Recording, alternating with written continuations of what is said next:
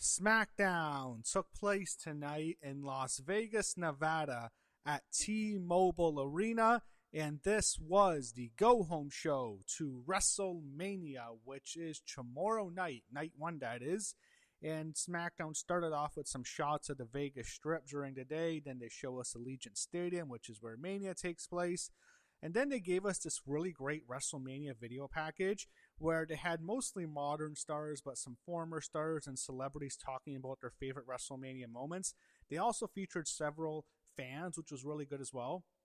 And I'll say this, WWE released a cold open of the night one opening video package. I saw this and I thought it was better than that. They should make this the real WrestleMania opener. It was way better. It was great. And looked like something that should be on WrestleMania, not on SmackDown. But it did do a good job of creating WrestleMania atmosphere. It's the night before WrestleMania. And this is a special show, SmackDown, because it really only comes around once a year where SmackDown is taking place right before WrestleMania. And you have a WrestleMania crowd in the arena. And there's a certain energy that's there that it's almost hard to really replicate even when you're at WrestleMania because, you know, it's like the night before Christmas. Like sometimes that's more exciting and more fun than actual Christmas itself. So they also revealed the WrestleMania set. You can check out my short for I gave my thoughts on it. Some more negative thoughts now as it's settled in. Yeah, it's really looking at the set from last year. It's a massive step down from last year. Last year had an incredible set, really was, and this is just a massive step down. One of the weaker sets, definitely. The 40 set wasn't very good either. So maybe I mean, the show won't be nearly as good as 40. So. The 39 set's amazing. I mentioned the 41 set. It's one of the weaker ones, definitely. So I had to mention this. I couldn't fucking resist. I just needed to say it. So guess who was in Las Vegas today? The final boss for CinemaCon to promote Moana, The Rock. Okay, that's fine. And then he got on a plane and left Las Vegas for his daughter's birthday party. So guys, he's not showing up. I'm actually glad he left and like he didn't stay, and then it was at least announced that we know now that he left. There won't be the speculation is The Rock gonna show up. Like the last several WrestleManias, except for 40, there's been speculation that he would show up, and he never does. So I'm glad that we're at least done with that. Thank God. So there were some matches at WWE World I also wanted to mention. You had Alba Fire taking on Tatum Paxley for the NXT Women's North American Championship. So NXT did get some presence during WrestleMania weekend. And then there was also Fraxium against the Motor City Machine Guns. I thought, man, these teams can't even get a tag team match on SmackDown. But I wouldn't expect either team to be with the company a year from now during WrestleMania weekend. So SmackDown began with a nice shot of the T-Mobile Arena, which is where tonight's show took place and where Raw on Monday will take place. And then we had a million superstar arrivals, too much to count all of them. But then they show Randy Orton and Pat McAfee arriving, and what happened was they were immediately confronted backstage by Nick Aldis, who had him signed some contract, I don't know. Then Randy heads to the ring by himself. He said he doesn't need Pat McAfee when he was in the ring, but he said he wants him. When he mentioned Cody Rhodes, the fans immediately booed, and right away I thought, here we go. Cody's not popular. It's 2 years in a row he's getting booed at WrestleMania weekend. The SmackDown fans not like Cody Rhodes last year in that promo with John Cena, and they really didn't like him during the WrestleMania match. So 2 years in a row now. And he actually Randy brought up WrestleMania 40. Cody chose Seth Rollins over him to be his partner. And then he mentions Kevin Owens by name. We haven't heard his name mentioned in a while, but he did mention Kevin Owens and how he had Cody's back in that feud. And eventually the promo ended. Pat McAfee was in his trunk. Pat McAfee was in his pickup truck backstage ready to leave. And then Randy joined him, and then they left together. Solo Sikoa and the MFTs were out next.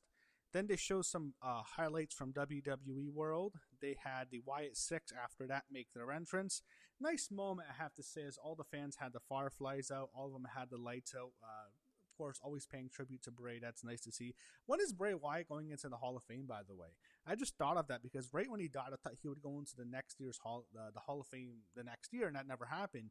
And I'm wondering, it's been 2 years now since that one. Well, when's he going in? He's going to go in eventually. So we got an 8-man tag team street fight, the MFTs against the Wyatt Six. So steps are used early on. We had kendo sticks, steel chairs, trash cans introduced. Nikki took out Tonga Loa, who was on the outside, and Tala Tonga got to shine here. Not so much for JC Mateo or Tama Tonga on the Wyatts. They had Rowan, he wrestled a lot. They had him face off with Tala Tonga a lot because they want to push Tala, unfortunately. And then you had Gacy and Loomis were kind of afterthoughts here. Eventually, it was actually surprised how this ended is Uncle Howdy got pinned by after he got hit with the Samoan spike by Solo Sikoa. He gets the Samoan spike 1, 2, 3. Solo pins him 1, 2, 3 and clean in the middle of the ring, which was kind of surprising. I'm surprised he just got pinned.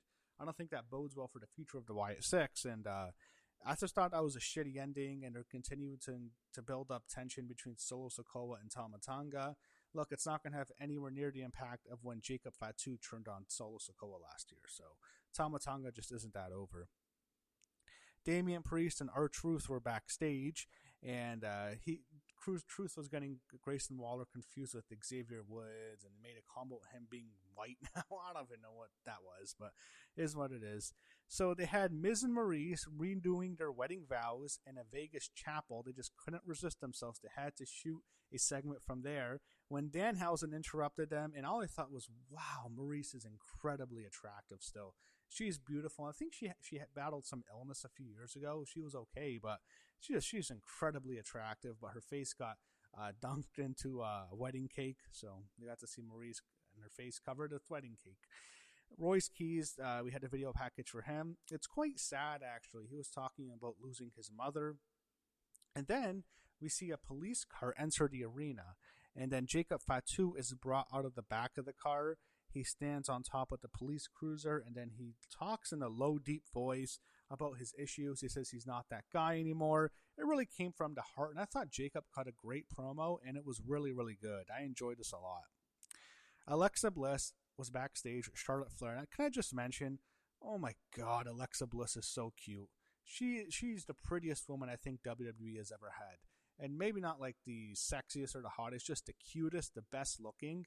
She has to be. She's incredibly cute. It's really crazy. And she's in the locker room with Charlotte Flair. They're talking about their friendship. The last year they've been together. Their match tonight and then their match tomorrow at WrestleMania. And I have to say something. I just needed to say this. You know, Charlotte's dad, Ric Flair, is an idiot. He says, oh, I wish Charlotte had a singles match this year at WrestleMania. That's clearly indirectly putting down Alexa Bliss. I'm just thinking to myself, Rick, shut the fuck up. Yes, your daughter's really good. I've always liked Charlotte. I've never been a Charlotte hater. But for fuck's sakes, man, she was dead on arrival last year after that horrific rivalry she had with Tiffany Stratton, and she lost that match. The fans hated her. They didn't want to see her anymore. I was thinking, Charlotte's done, man. I don't know how she recovers from this. She got paired up with Alexa Bliss, who the fans love, and it saved Charlotte's career. Alexa Bliss saved her career. Look, this is not about Charlotte deserving a singles matches. Charlotte, I'm sure, is thrilled she gets the team with Alexa at WrestleMania this year. Shut up, Rick. Okay, Damian Priest and R-Truth are out next.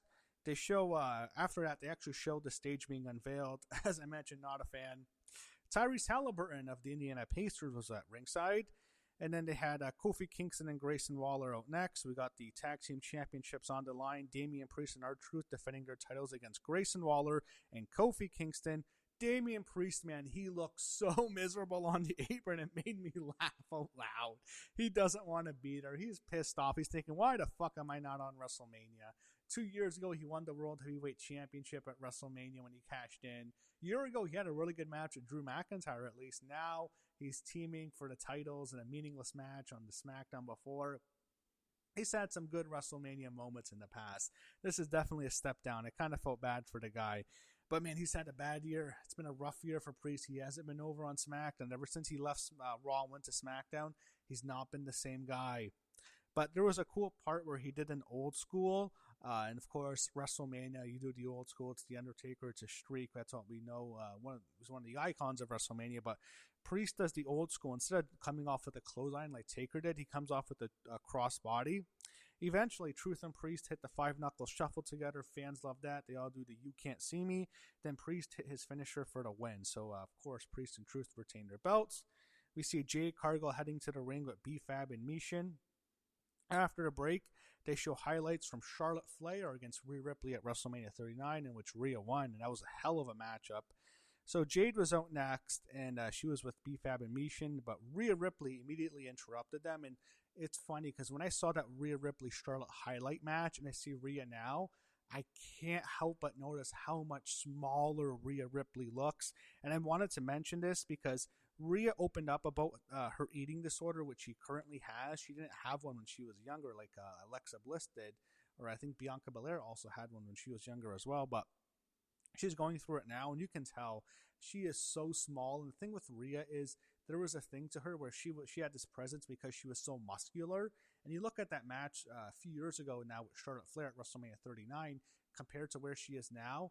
Wow, she has slimmed so much, and like Jade is just so much bigger than her.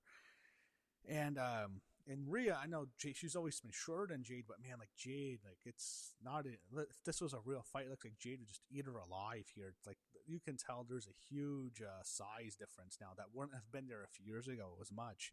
And Jade mentioned it. She mentioned Rhea's struggles, her insecurities, and they go back and forth on the mic. And Rhea really got at her. She called Jade a narcissistic, fake ass bitch. I think that's what she really thinks of her. And this was actually a really good segment here. And again, this has not been a good rivalry. They've been completely outshined by Liv Morgan and Stephanie Vaquer on Raw. But these two actually had a good promo here. There was no Io Sky, by the way. So that worries me. Are we going to even see Io Sky at WrestleMania? That would be fucking bullshit if we don't. But here I thought, she'd at least, maybe, I was thinking maybe she's at WWE World. But I thought she'd come out with Rhea at WrestleMania. And there's no Io Sky here. MFT talk backstage after their victory. Still tension between Solo Sikoa and Tama Tonga. I can care less, guys. Tiffany Stratton was out next. No WrestleMania for Tiffany this year, despite, last year she went in as the Women's World Champion, the WWE Women's Champion, and she beat Charlotte Flair. And also, Io Sky last year went in as the Women's World Champion and beat Rhea Ripley and Bianca Belair in a triple threat match. So last year, the two women who went in as the world champions, Tiffany Stratton and Io Sky, off the WrestleMania card. That's really surprising. I would not have predicted either one of them would miss the next year's WrestleMania. Maybe they want to go in as champions. I can probably expect that. But to not even be on this show, wow. Anyway, no WrestleMania for Tiffy. Julia and Kiana James were watching by ringside. Also, no WrestleMania for Julia, despite being the Women's United States Champion. She's had a rough year, guys. Like, I can't complain about Julia not being on the card, even though I like her. It's like she's just not over. There's nothing else to say about it here. Julia she's not over, and I wish she was. I like her. I really want more for her. I think she's capable of so much more than what she's doing right now, but man, like she just isn't over. Like there's nothing else to really say about it. So we get this number one contenders match after Jordynne Grace comes out, and by the way, her entrance theme sucks. We get Tiffany Stratton against Jordynne Grace. Fans were behind Tiffany, who looked a little down that she wasn't on Mania to her body language of this match, and she looks like she's kind of slimmed down too. She was the buff Barbie. Now she looks kind of just like this, cute, ordinary blonde that you see in WWE. But like, I don't know, she looks smaller to me now. But they're having a solid matchup. Tiffany won after hitting the prettiest moonsault ever. If Jordynne was healthy, I wonder if she would have gone on WrestleMania in the women's triple threat match with Jordynne, Tiffany, and Julia. But that just didn't happen. So we see Trick Williams walking backstage. Then he walks out to start the commercial. The third hour of SmackDown was commercial free, so he was out. He calls out Sammy. Then some guy dressed as a gingerbread man came out. I thought it was going to be Lil Yachty, but it wasn't him. And Sammy walked out. Fans told him to shut the fuck up. Sammy called Trick a punk rookie. Eventually they fight. Sammy threw Trick over the top rope. Then he hit the haluva kick on the gingerbread man, and right when he saw like the guy was white, so it wasn't Lil Yachty. And then after that, Trick hit the trick shot onto Sami Zayn and laid him out. So Trick got the upper hand here. Cody Rhodes arrived next. And Cody came out. Sorry, actually, I was just watching the Hall of Fame red carpet, which just came on as I'm doing the SmackDown review. It's kind of a short time before SmackDown in the Hall of Fame this year. Last year, like they did it like at 2 a.m. or on Eastern time. Like that would have been 11 Pacific. I know I'm rambling, but it's too early the start times. Anyways, we had a women's Fatal 4-Way match video promo from everyone except Nikki Bella. You had all four teams. Charlotte and Alexa, Bailey and Lyra, Nia and Lash, and only Brie. So Nikki's not in this match. Paige will be on the show. Look, I'm not excited that Paige is coming back. Never really been a big Paige fan, especially in her later years. And then when she was in AEW as Saraya, what did she do? I don't need to see her come back, and I really don't need to see her win. I just think they have so much more young talent. It feels like they're going backwards, and it's like not like AJ Lee where people wanted to see her back for so many years and she finally came back, or the Bellas who do have a large, presence outside of WWE. I can kind of understand Paige. It's like, why? I don't know. So Charlotte Flair and Alexa Bliss were out next, and now all of us thinking is why risk an injury? Remember what happened with Rey Mysterio last year? Then Lyra, Valkyria, and Bayley were out next, and we get Alexa Bliss and Charlotte Flair against Bayley and Lyra Valkyria for about 5 seconds. Match didn't last long as the Irresistible Forces attacked them both, laying them out, causing a DQ. And all I thought was, the way they destroyed them, Nia and Lash, it doesn't look like they're winning at Mania. And I thought, oh no, Brie and Paige are probably winning this, because I don't think Alexa and Charlotte are winning. I don't think Bayley and Lyra are winning. We got a Brock Lesnar Oba Femi video package.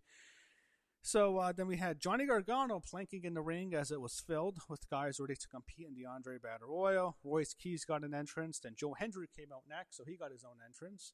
And I think he's going to the main roster soon because I expect him to lose on NXT this Tuesday. And then we get the Andre the Giant Memorial Battle Royal. Whole bunch of guys, too many to list them all. Kit Wilson was the first one out. Both Americanos were eliminated. You had some AAA guys. Aleister Black eliminated Joe Hendry. He eliminated Shinsuke Nakamura and Ilya Dragunov. Otis eliminated Johnny Gargano and Matt Cardona, who's definitely an afterthought here. Royce Keys eliminated Aleister Black. Tama Tonga eliminated Otis, and then Royce Keys eliminated Tama Tonga to win. So Royce Keys wins. No surprise here. Definitely the best choice to have Royce Keys win. Made the most sense. And Andre Battle Royal really doesn't mean anything. So, why not just give it to him? Let him have something. So, they preview WrestleMania Saturday and Sunday. And then we go to Cody Rhodes, who was out last. He was out to mostly boos. Cody refers to the final boss, The Rock. Travis Scott, massive boos when he mentioned his name. They fucking hated Travis Scott way more than Pat McAfee, who he didn't mention by name, and the fans don't like Pat, but they hate Travis Scott still, which was funny. Then CM Punk interrupted him, and you can tell they're just killing time. Both guys are dressed like they're ready to go to the Hall of Fame, which they were. And they tease turning on each other as they're both dressed. It's like, just killing time, whatever. They just sent them out there. And Cody mentions his dad, and he gets emotional. They hug, and Punk tells the fans he loves them, and that's how SmackDown ended. That's how the go-home show to WrestleMania ended, the final WWE show before WrestleMania. Well, the Hall of Fame doesn't really count. It's not an actual wrestling show, but WrestleMania is tomorrow night. I'm currently watching the Hall of Fame red carpet right now as I'm doing this review, but WrestleMania 41, night 1, Saturday. That's tomorrow night, then night 2 on Sunday. Hopefully WrestleMania is good. I'll say this. SmackDown has had some abysmal shows the last few weeks. 3 of the worst SmackDowns of all time were the last 3 weeks. They were just atrocious fucking shows those last 3 weeks. This was so much better. This wasn't really this great show or anything, but it was so much better than that. And I know that's a low bar, but at least it was better than that. So that was SmackDown. That's the go-home show. Not a bad show. Okay, we're here. The road to WrestleMania is officially over. We are here. Tomorrow night, it is WrestleMania.